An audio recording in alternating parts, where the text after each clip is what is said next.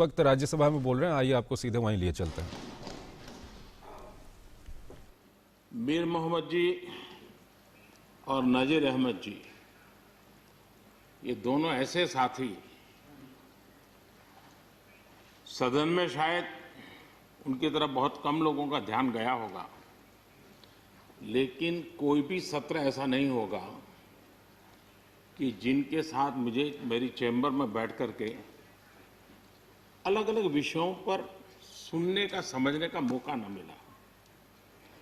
Even Kashmir की भी बारीकियां जब उनके साथ बैठता था, कभी कभी तो वो परिवार के साथ भी आते थे, इतने अनेक पहलू मेरे सामने रखते थे, वो मेरे लिए भी बड़ा एनलाइटनिंग रहता था।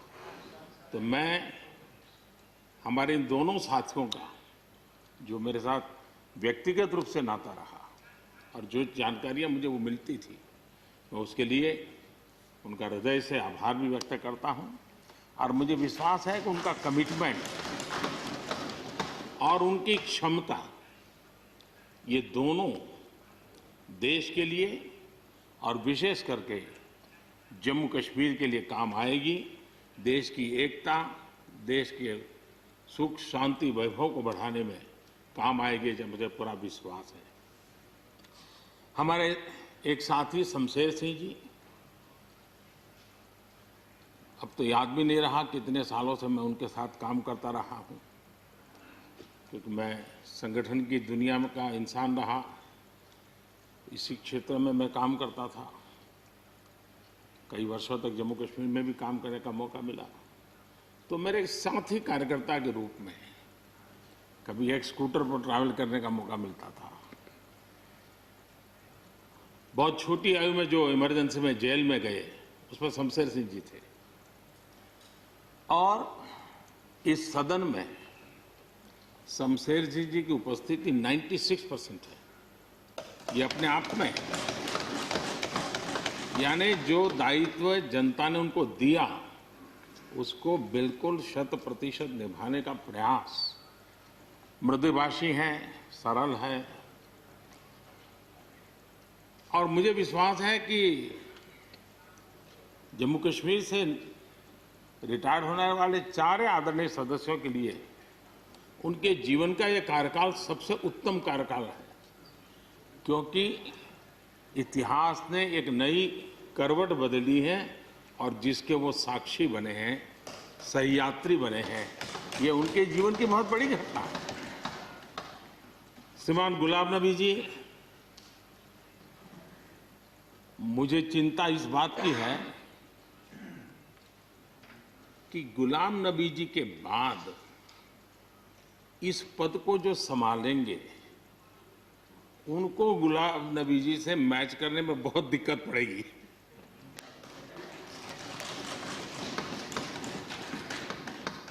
क्योंकि गुलाम नबी जी अपने दल की चिंता करते थे, लेकिन देश की और सदन की भी उतनी ही चिंता करते थे।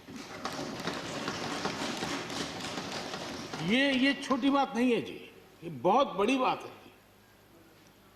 वरना अपोजिशन के लीडर के रूप में अपना दबदबा पैदा करना, ये सब मोह किसी को भी हो सकता है, लेकिन उन्होंने सदन से, मैं शरद पवार जी को भी इसी कैटेगरी में रखता हूं, वे सदन की और देश की चिंता को प्रायोरिटी देने वाले नेताओं में से रहे। गुलाम नबी जी ने बखूबी इस काम को निभाया है। मुझे याद है, इस कोरोना काल में मैं एक फ्लोर लीडर्स की मीटिंग कर रहा था, तो उसी दिन गुलाम नबी जी का फोन आया कि मोदी जी, ये तो ठीक है आप करते हैं, लेकिन आप एक काम कीजिए, सभी पार्टी लीडर्स की मीटिंग जरूर बुलाइए। मुझे अच्छा लगा कि उन्होंने पार्टी लीडर्स के साथ, सभी पार्टी अध्यक्षों के साथ बैठने का मुझे सुझाव दिया, और मैंने उस मीटिंग को किया भी। वो गुलाम नबी जी के सुझाव पर किया था। और मुझे कहने में, यानी इस प्रकार का संपर्क, और उसका मूल कारण है कि उनको दोनों तरफ का अनुभव रहा है, सत्ता दल का भी और विपक्ष का। 28 साल कार्यकाल, ये अपने आप में बहुत बड़ी बात होती है। बहुत साल पहले की बात है, शायद अटल जी की सरकार होगी, मुझे याद नहीं रहा। मैं यहाँ सदन में किसी काम से आया था, मैं तो तब राजनीति में नहीं था, यानी ये इलेक्टोरल पॉलिटिक्स में नहीं था, मैं संगठन का काम करता था। तो मैं और गुलाम नबी जी ऐसे ही लॉबी में गप्पे मार रहे थे। अब जैसा पत्रकारों का स्वभाव रहता है, बराबर नजर लगाए बैठे थे कि ये दोनों का मेल कैसे हो सकता है। हम हंसी खुशी से बातें कर रहे थे, तो हम जैसे ही निकले तो पत्रकारों ने घेर लिया। गुलाम नबी जी ने बहुत बढ़िया जवाब दिया था। वो जवाब हम लोगों के लिए बहुत काम आने वाला है।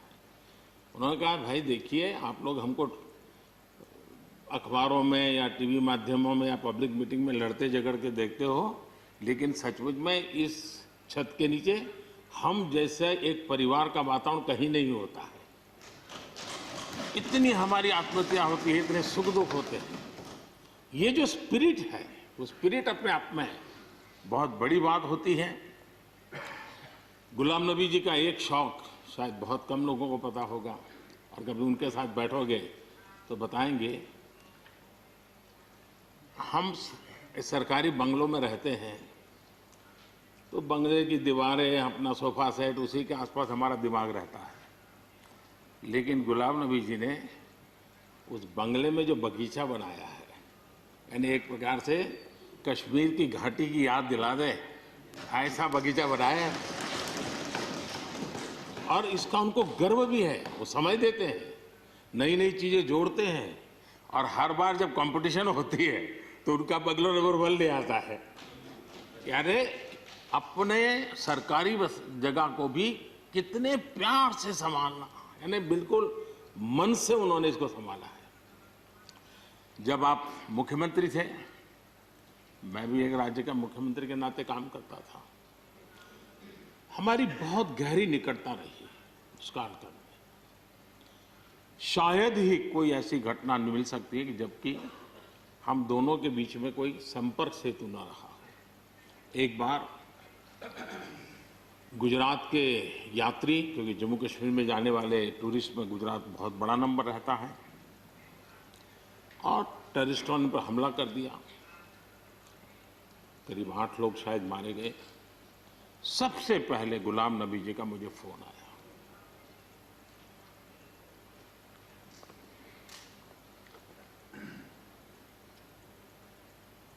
और वो फोन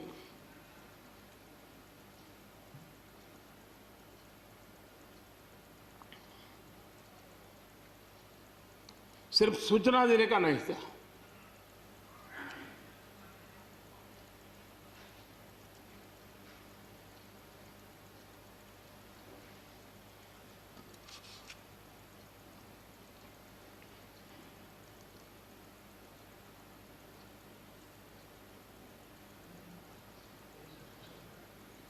उनके आंसू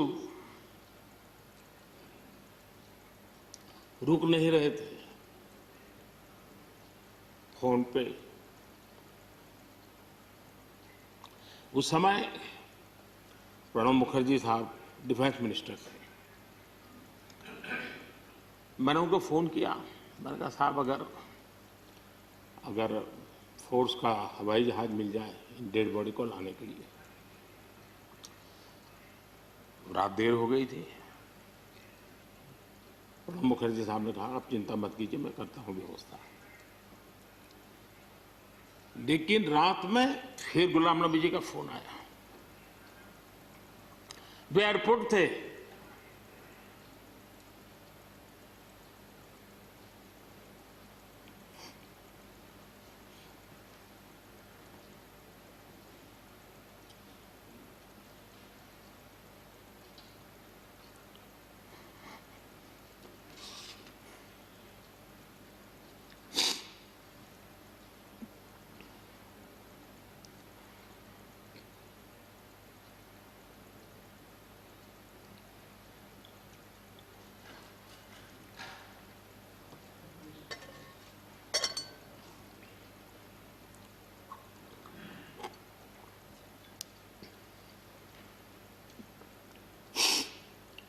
सॉरी,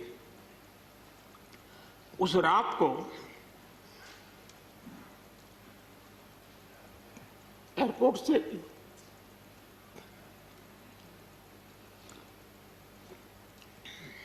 उन्होंने मुझे फोन किया और जैसे अपने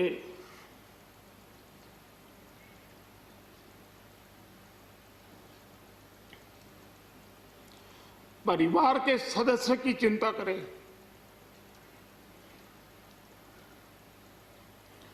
वैसी चिंता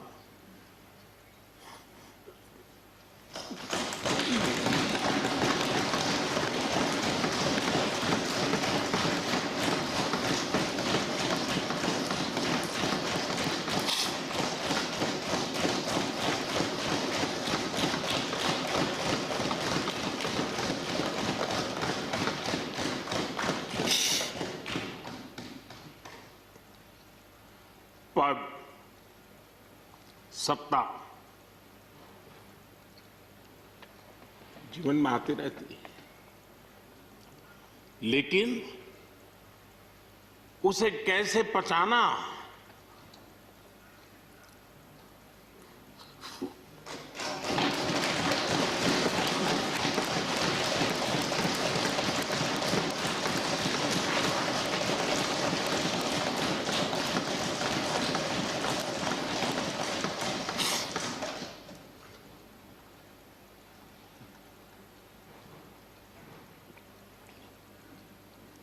मेरे लिए बड़ा भावुक पल था।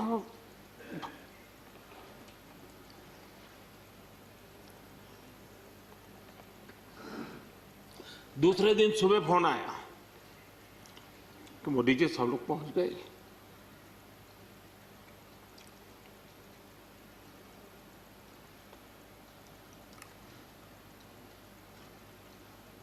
इसलिए एक मित्र के रूप में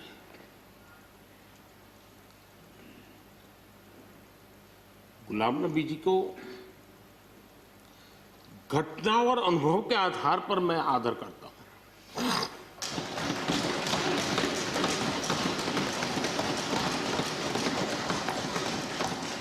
और मुझे पूरा विश्वास है कि उनकी सौम्यता, उनकी नम्रता, इस देश के लिए कुछ कर गुजरने की उनकी कामना, वो कभी उनको चैन से बैठने नहीं देगी। और मुझे विश्वास है कि जो भी दायित्व जहां भी वो संभालेंगे, वे जरूर वैल्यू एडिशन करेंगे, कंट्रीब्यूशन करेंगे और देश उनसे लाभान्वित होगा। ये सब मेरा पक्का विश्वास है। मैं फिर एक बार उनकी सेवाओं के लिए आदरपूर्वक धन्यवाद करता हूं और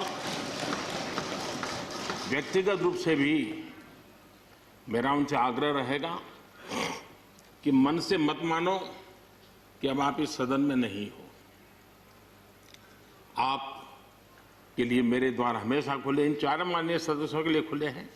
आपके विचार, आपके सुझाव, क्योंकि देश में सब बहुत जरूरी होता है। ये अनुभव बहुत काम आता है, मुझे मिलता रहेगा, ये अपेक्षा मैं रखता ही रहूंगा। आपको मैं निवृत्त होने नहीं दूंगा। फिर एक बार बहुत शुभकामनाएं, धन्यवाद।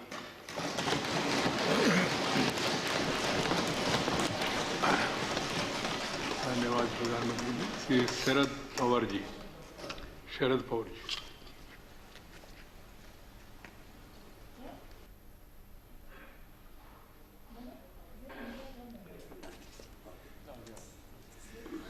सभापति महोदय,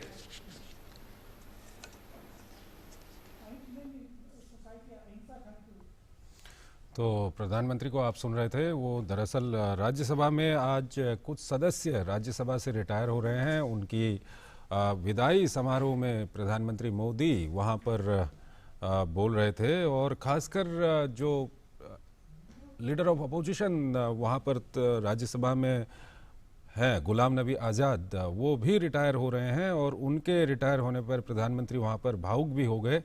गुलाम नबी आज़ाद का करीब 28 साल का अनुभव रहा है, अपना संसदीय अनुभव उनका, और गुलाम नबी आज़ाद के बारे में बात करते हुए प्रधानमंत्री काफ़ी भावुक वहाँ पर हो गए और प्रधानमंत्री ने कहा कि हम लोगों की आपसी निकटता रही है और साथ ही साथ प्रधानमंत्री ने कहा कि जो भी सदस्य आज सदन से रिटायर हो रहे हैं वो अपने आप को रिटायर ना समझें, कभी भी प्रधानमंत्री के दरवाजे उनके लिए खुले रहेंगे, वो अपने विचार हमेशा साझा करते रहें। और दरअसल कश्मीर में गुजरात के लोगों पर हमला हुआ था तो उस वक्त गुलाम नबी आज़ाद ने प्रधानमंत्री मोदी को फ़ोन किया था, तो प्रधानमंत्री मोदी उसी वाक़ये को याद कर रहे थे कि किस तरह से गुलाम नबी आज़ाद ने उस वक्त प्रधानमंत्री मोदी को फ़ोन किया था और अपने परिवार के लोगों की तरह लोगों की चिंता की थी। तो उसको लेकर के प्रधानमंत्री मोदी सदन में काफ़ी भावुक हो गए। और आपको बता दें कि गुलाम नबी के बाद जो लोग इस पद को संभालेंगे उनके लिए गुलाम नबी आज़ाद को मैच करना थोड़ा सा मुश्किल होगा, ये प्रधानमंत्री की ओर से कहा गया। और आपको ये भी बता दें कि गुलाम नबी आज़ाद का 28 साल का कामकाज रहा है, उसको प्रधानमंत्री मोदी ने याद किया, उनके साथ अच्छे अनुभव जुड़े हुए हैं, ये प्रधानमंत्री मोदी की ओर से कहा गया। और हम लोगों में आपसी निकटता रही है, ये प्रधानमंत्री मोदी ने वहाँ पर सदन के अंदर कहा है। आइए चलिए अगली खबर की ओर चलते हैं। सर्बिया के नोवाक जोकोविच ने पुरुष एकल में साल के पहले ग्रैंड स्लैम प्रतियोगिता ऑस्ट्रेलियन ओपन के अगले दौर में प्रवेश कर लिया है। जोकोविच ने जेरेमी चार्डी को 6-3, 6-1 और 6-2 से हराया। पुरुष एकल में ऑस्ट्रिया के डोमिनिक थीम को पहले दौर की बाधा पार करने में ज्यादा मेहनत नहीं करनी पड़ी। कजाकिस्तान के मिखाइल कुकुशकिन के खिलाफ पहले सेट को टाई ब्रेकर में जीतने के बाद थीम ने अगले दोनों सेट से आसानी से जीतते हुए मैच को 7-6, 6-2, 6-3 से अपने नाम किया।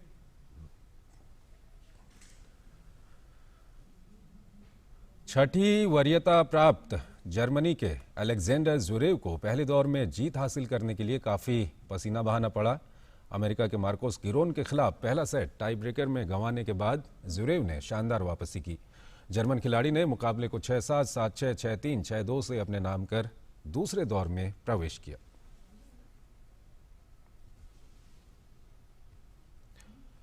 बात अगर महिला एकल की करें तो रोमानिया की सिमोना हालेप ने ऑस्ट्रिया की लिजिट काब्रेरा को सीधे सेट में 6-2, 6-1 से मात देकर दूसरे दौर में जगह बनाई।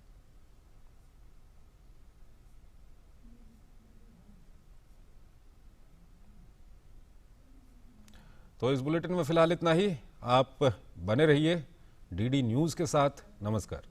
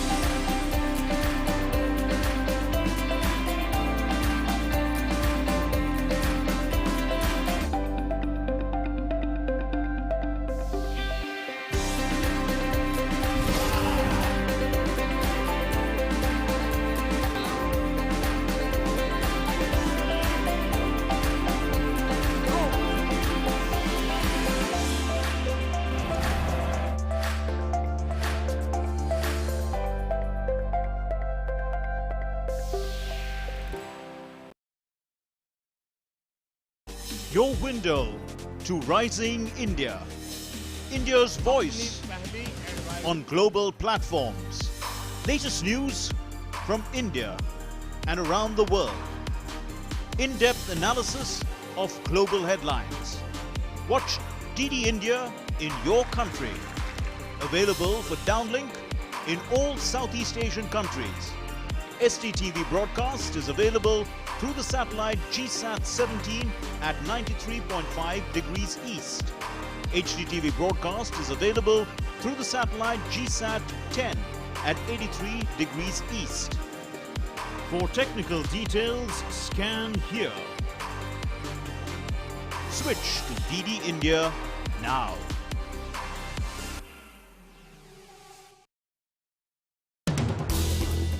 as the day unfolds and news and events take shape. We get you complete coverage of every news breaking in, tracking new developments as they happen. Midday Prime English, Monday to Friday, 2 p.m. on DD India.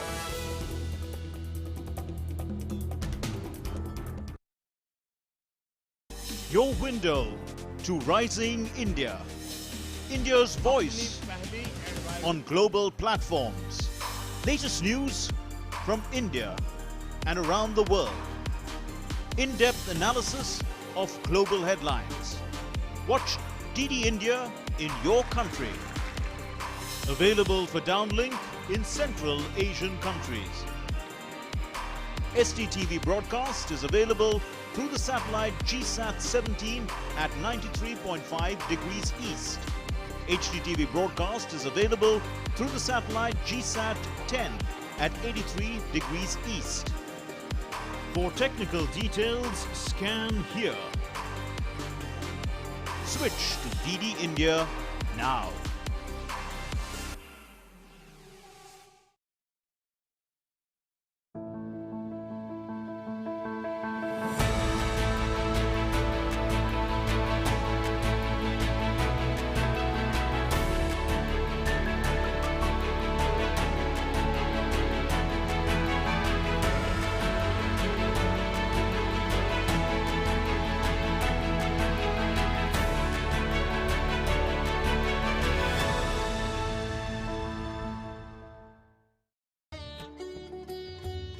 महात्मा के मंत्र।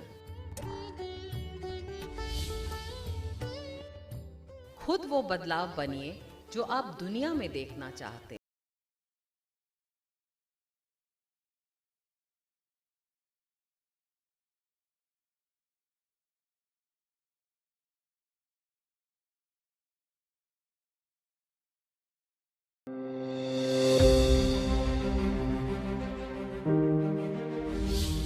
हिंदुस्तान एक ऐसा मुल्क है, अनेक प्रकार के लोग रहते हैं, बहुत से अलग अलग मजहब है, अलग अलग जाति है और अलग अलग हमारा पोशाक है, अलग अलग हमारी जबान है। ऐसा कोई मुल्क दुनिया में नहीं है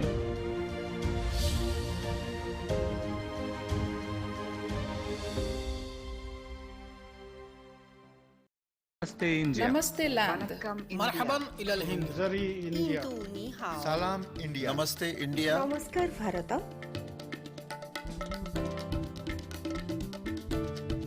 मुई इंडिया। नहनु हुनूर इंडिया। माँ हिंदी हस्ती। मुंग हिंदियानी। सलाम हिंदुस्तान। We are India.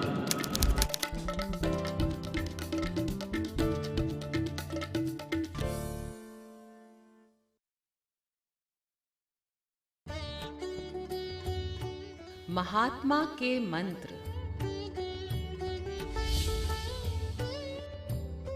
स्वच्छता में ईश्वर का वास होता है।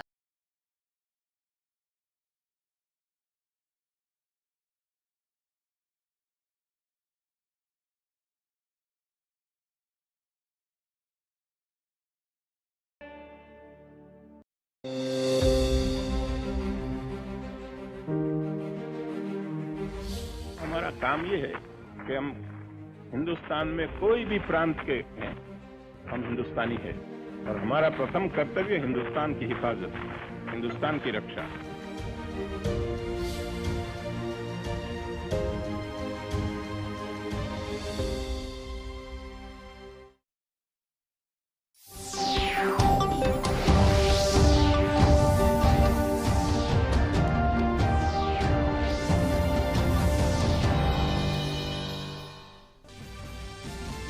राज्यसभा में नेता प्रतिपक्ष गुलाम नबी आजाद समेत 4 सदस्यों के कार्यकाल का आज अंतिम दिन। सदन के अंदर विदाई भाषण के दौरान भावुक हुए प्रधानमंत्री। कहा, गुलाम नबी आजाद ने न सिर्फ अपने दल की चिंता की बल्कि पूरे सदन और देश की चिंता की। प्रधानमंत्री ने की अमेरिका के राष्ट्रपति जो बाइडेन से बातचीत। दोनों नेताओं ने क्षेत्रीय मुद्दों और द्विपक्षीय मुद्दों पर की चर्चा। जलवायु परिवर्तन के खिलाफ सहयोग को आगे बढ़ाने पर हुए सहमत। राज्यसभा में 2 अहम विधेयकों को पारित कराने के लिए रखा जाएगा पटल पर। लोकसभा में नहीं होगा प्रश्नकाल। राष्ट्रपति का अभिभाषण पर धन्यवाद प्रस्ताव पर हुई चर्चा आज भी रहेगी जारी। उत्तराखंड में युद्ध स्तर पर राहत और बचाव कार्य जारी। मुख्यमंत्री ने किया प्रभावित इलाकों का हवाई सर्वे। त्रासदी में मरने वालों का आंकड़ा हुआ 26, 197 लोग लापता।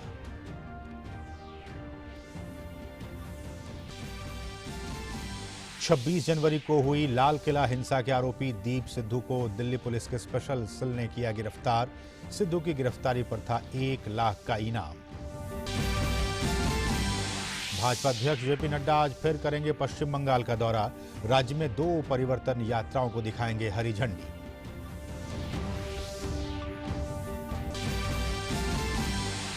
अमेरिकी सीनेट ने बहुमत के नेता चक शूमर ने पूर्व राष्ट्रपति डोनाल्ड ट्रंप के खिलाफ महाभियोग की प्रक्रिया का खाका किया पेश। कहा, अपनी अपनी दलीलें रखने के लिए प्रत्येक पक्ष को मिलेंगे 16 घंटे। और ऑस्ट्रेलियन ओपन के पुरुष एकल में सर्बिया के नोवाक जोकोविच और महिला एकल में रोमानिया की सिमोना हालेप आसानी से दूसरे दौर में पहुंचे। वहीं डोमिनिक थीम और अलेक्जेंडर ज़वेरेव ने संघर्षपूर्ण मुकाबलों के बाद अगले दौर में बनाई जगह।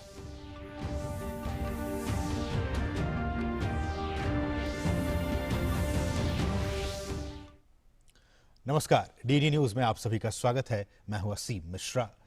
राज्यसभा में नेता प्रतिपक्ष गुलाम नबी आजाद समेत 4 सदस्यों के कार्यकाल का आज आखिरी दिन है। प्रधानमंत्री ने सदस्यों की विदाई पर सदन को संबोधित किया। उन्होंने कहा कि गुलाम नबी आजाद ने न सिर्फ अपने दल की चिंता बल्कि पूरे सदन और देश की चिंता की। अपने संबोधन के दौरान पीएम कई बार भावुक भी हो गए। Honorable Prime Minister, and then we'll call Sharad Rao ji. आदरणीय सभापति जी, आज इस सदन की शोभा बढ़ाने वाले, सदन में जीवंतता लाने वाले और सदन के माध्यम से जनसेवा में रत ऐसे 4 हमारे साथी, उनका कार्यकाल पूर्ण होने के कारण नए कार्य की ओर कदम रख रहे हैं। श्रीमान गुलाम नबी आजाद जी, श्रीमान शमशेर सिंह जी, मीर मोहम्मद फैयाज जी, नाजिर अहमद जी, मैं आप चारों महानुभावों को इस सदन की शोभा बढ़ाने के लिए, आपके अनुभव का, आपके ज्ञान का सदन को और देश को लाभ देने के लिए और अपने क्षेत्र की समस्याओं का समाधान के लिए आपने जो कुछ भी योगदान किया है, उसके लिए मैं सबसे पहले तो आपका धन्यवाद करता हूं।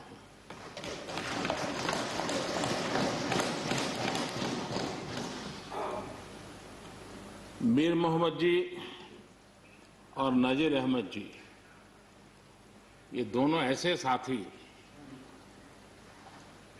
सदन में शायद उनकी तरफ बहुत कम लोगों का ध्यान गया होगा, लेकिन कोई भी सत्र ऐसा नहीं होगा कि जिनके साथ मुझे मेरी चैम्बर में बैठ करके अलग अलग विषयों पर सुनने का, समझने का मौका न मिला। इवन कश्मीर की भी बारीकियां जब उनके साथ बैठता था, कभी कभी तो वो परिवार के साथ भी आते थे, इतने अनेक पहलू मेरे सामने रखते थे, वो मेरे लिए भी बड़ा एनलाइटनिंग रहता था। तो मैं हमारे इन दोनों साथियों का, जो मेरे साथ व्यक्तिगत रूप से नाता रहा और जो जानकारियां मुझे वो मिलती थी, मैं उसके लिए उनका हृदय से आभार भी व्यक्त करता हूं। और मुझे विश्वास है कि उनका कमिटमेंट और उनकी क्षमता, ये दोनों देश के लिए और विशेष करके जम्मू कश्मीर के लिए काम आएगी, देश की एकता, देश के सुख शांति वैभव को बढ़ाने में काम आएगी, जो मुझे पूरा विश्वास है। हमारे एक साथी शमशेर सिंह जी, अब तो याद भी नहीं रहा कितने सालों से मैं उनके साथ काम करता रहा हूं, क्योंकि मैं संगठन की दुनिया में का इंसान रहा, इसी क्षेत्र में मैं काम करता था। कई वर्षों तक जम्मू कश्मीर में भी काम करने का मौका मिला। तो मेरे साथी कार्यकर्ता के रूप में कभी एक स्कूटर पर ट्रैवल करने का मौका मिलता था।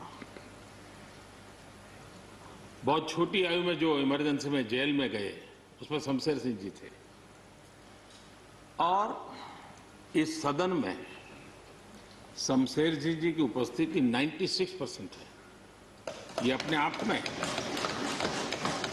यानी जो दायित्व जनता ने उनको दिया उसको बिल्कुल 100% निभाने का प्रयास।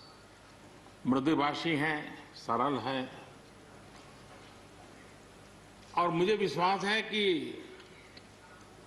जम्मू कश्मीर से रिटायर होने वाले 4 आदरणीय सदस्यों के लिए उनके जीवन का यह कार्यकाल सबसे उत्तम कार्यकाल है, क्योंकि इतिहास ने एक नई करवट बदली है और जिसके वो साक्षी बने हैं, सहयात्री बने हैं।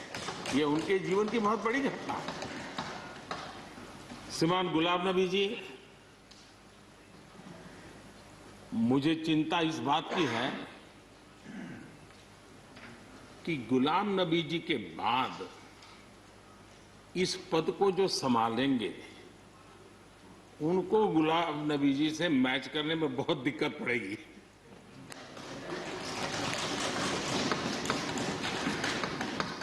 क्योंकि गुलाम नबी जी अपने दल की चिंता करते थे, लेकिन देश की और सदन की भी उतनी ही चिंता करते थे। ये छोटी बात नहीं है जी, ये बहुत बड़ी बात है। वरना अपोजिशन के लीडर के रूप में अपना दबदबा पैदा करना, ये सब मोह किसी को भी हो सकता है, लेकिन उन्होंने सदन से, मैं शरद पवार जी को भी इसी कैटेगरी में रखता हूं, वे सदन की और देश की चिंता को प्रायोरिटी देने वाले नेताओं में से रहे। गुलाम नबी जी ने बखूबी इस काम को निभाया है। मुझे याद है इस कोरोना काल में मैं एक फ्लोर लीडर्स की मीटिंग कर रहा था, तो उसी दिन गुलाम नबी जी का फोन आया। तो मोदी जी, ये तो ठीक है आप करते हैं, लेकिन आप एक काम कीजिए, सभी पार्टी लीडर्स की मीटिंग जरूर बुलाइए। मुझे अच्छा लगा कि उन्होंने पार्टी लीडर्स के साथ, सभी पार्टी अध्यक्षों के साथ बैठने का मुझे सुझाव दिया, और मैंने उस मीटिंग को किया भी। वो गुलाम नबी जी के सुझाव पर किया था। और मुझे कहने में, यानी इस प्रकार का संपर्क, और उसका मूल कारण है कि उनको दोनों तरफ का अनुभव रहा है, सत्ता दल का भी और विपक्ष का। 28 साल कार्यकाल, ये अपने आप में बहुत बड़ी बात होती है जी। बहुत साल पहले की बात है, शायद अटल जी की सरकार होगी, मुझे याद नहीं रहा। मैं यहाँ सदन में किसी काम से आया था, मैं तो तब राजनीति में नहीं था, ये इलेक्टोरल पॉलिटिक्स में नहीं था, मैं संगठन का काम करता था। तो मैं और गुलाम नबी जी ऐसे ही लॉबी में गप्पे मार रहे थे। अब जैसा पत्रकारों का स्वभाव रहता है, बराबर नजर लगाए बैठे थे कि ये दोनों का मेल कैसे हो सकता है। हम हंसी खुशी से बातें कर रहे थे, तो हम जैसे ही निकले तो पत्रकारों ने घेर लिया। गुलाम नबी जी ने बहुत बढ़िया जवाब दिया था। वो जवाब हम लोगों के लिए बहुत काम आने वाला है। उन्होंने कहा, भाई देखिए, आप लोग हमको अखबारों में या टीवी माध्यमों में या पब्लिक मीटिंग में लड़ते झगड़ के देखते हो, लेकिन सचमुच में इस छत के नीचे हम जैसे एक परिवार का वातावरण कहीं नहीं होता है। इतनी हमारी आत्महत्या होती है, इतने सुख दुख होते हैं। ये जो स्पिरिट है, वो स्पिरिट अपने आप में बहुत बड़ी बात होती है। गुलाम नबी जी का एक शौक शायद बहुत कम लोगों को पता होगा, और कभी उनके साथ बैठोगे तो बताएंगे, हम इस सरकारी बंगलों में रहते हैं तो बंगले की दीवारें, अपना सोफा सेट, उसी के आसपास हमारा दिमाग रहता है। लेकिन गुलाम नबी जी ने उस बंगले में जो बगीचा बनाया है, यानी एक प्रकार से कश्मीर की घाटी की याद दिला दे, ऐसा बगीचा बनाया है।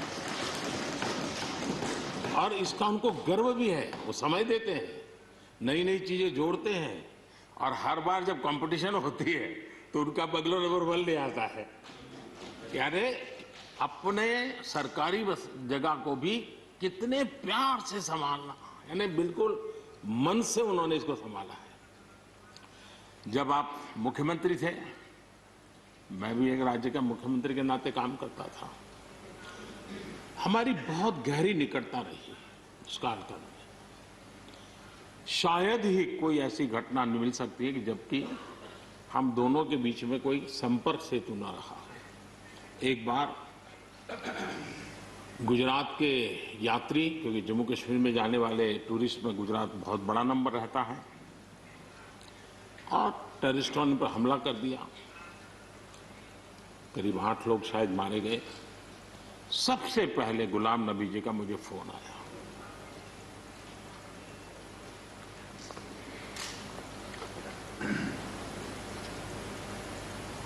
और वो फोन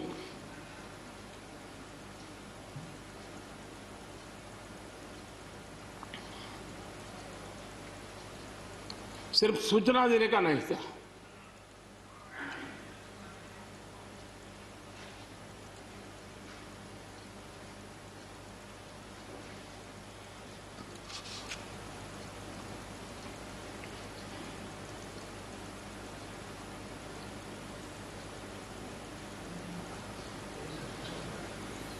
उनके आंसू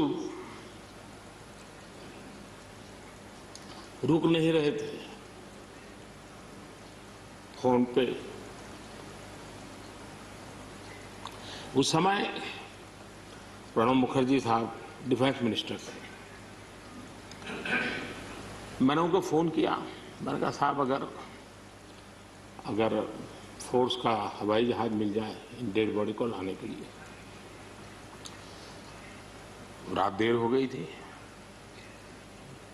प्रणब मुखर्जी साहब ने कहा आप चिंता मत कीजिए, मैं करता हूं व्यवस्था। लेकिन रात में फिर गुलाम नबी जी का फोन आया। वे एयरपोर्ट थे,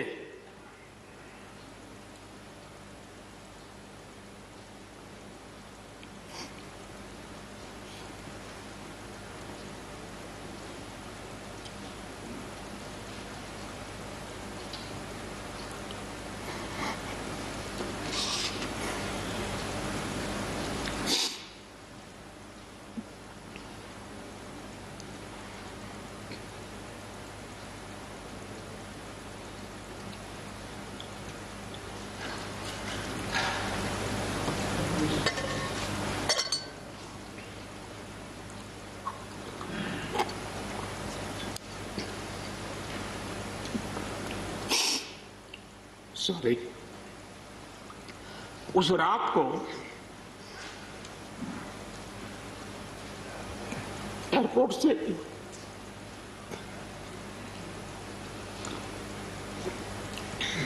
उन्होंने मुझे फोन किया और जैसे अपने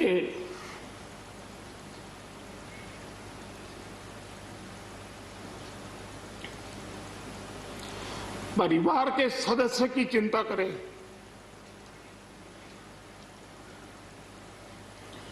वैसी चिंता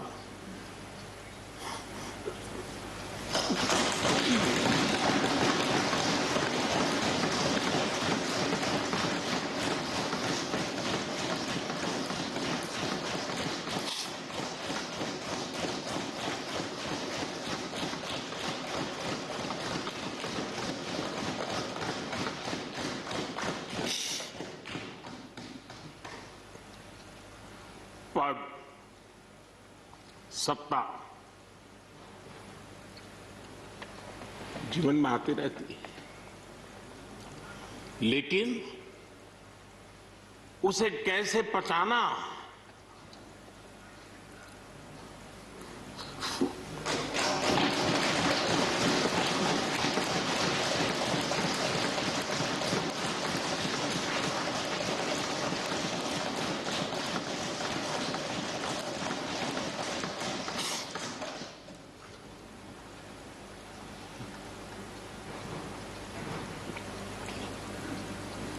मेरे लिए बड़ा भावुक पल था।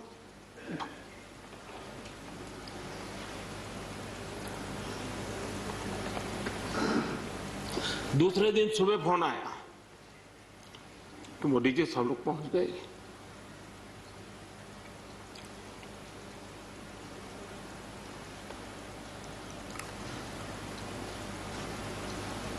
इसलिए एक मित्र के रूप में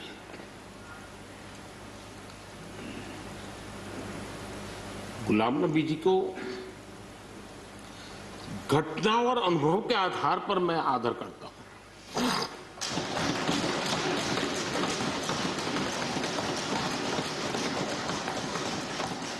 और मुझे पूरा विश्वास है कि उनकी सौम्यता, उनकी नम्रता, इस देश के लिए कुछ कर गुजरने की उनकी कामना, वो कभी उनको चैन से बैठने नहीं देगी।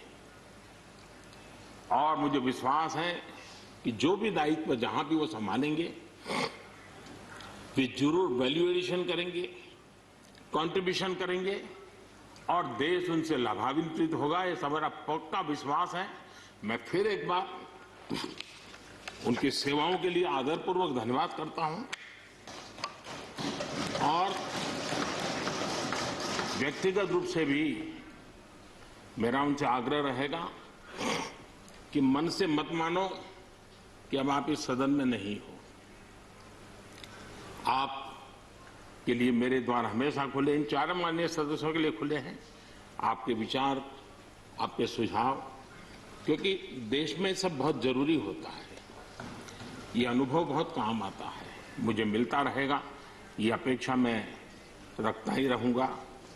आपको मैं निवृत्त होने नहीं दूंगा। फिर एक बार बहुत शुभकामनाएं, धन्यवाद।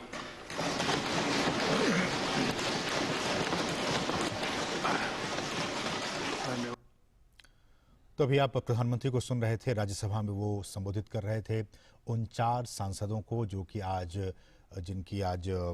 रिटायर हो रहे हैं, वो सदन से जा रहे हैं। और प्रधानमंत्री भावुक होकर उन्होंने कहा कि खासकर गुलाम नबी आज़ाद के लिए कि वो जिस तरह से देश की चिंता करते हैं, जिस तरह से वो सदन की चिंता करते हैं, पार्टी की चिंता के साथ साथ, वो अतुलनीय है। और जिस पद पर अभी वो हैं, उस पद पर अगर जब दूसरा कोई व्यक्ति आएगा तो उससे मैच करना काफ़ी मुश्किल हो जाएगा। जिस तरह का काम गुलाम नबी आज़ाद वो करके जा रहे हैं। हमारे साथ हमारे सहयोगी राजेश राज इस वक्त ताज़ा अपडेट के साथ मौजूद हैं। राजेश, हम जानते हैं कि जब आप एक पब्लिक लाइफ में होते हैं, आप एक सांसद होते हैं, तमाम लोगों के साथ आपका उठना बैठना, मिलना जुलना लगा रहता है। और ख़ासकर गुलाम नबी आज़ाद की बात करें तो लगभग 28 साल से वो सदन में हैं और उससे भी पहले से ज़्यादा वक्त से वो पब्लिक लाइफ में हैं। एक सांसद जब इस तरह से उसकी जब कार्यकाल जब ख़त्म होता है, वो संसद से जब रिटायर हो रहा होता है, और ऐसे वक्त में एक देश के प्रधानमंत्री का उनके लिए इस तरह से भावुक होना, उनके लिए जो